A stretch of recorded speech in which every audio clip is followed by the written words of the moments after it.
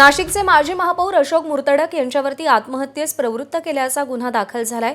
अशोक मुर्तडक यांच्याकडून शिंदे सेनेच्या कार्यकर्त्यांना बेदम मारहाण करण्यात आली आहे आणि मारहाणीनंतर शिंदे सेनेचे कार्यकर्ते योगेश दाभाडे यांनी फिनाईल पिऊन आत्महत्येचा प्रयत्न केला।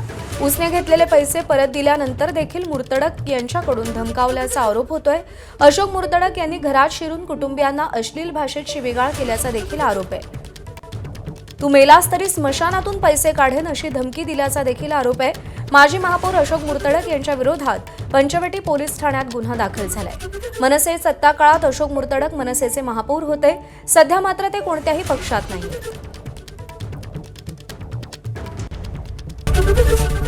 एबीपी माझा, उघडा डोळे बघा नीट।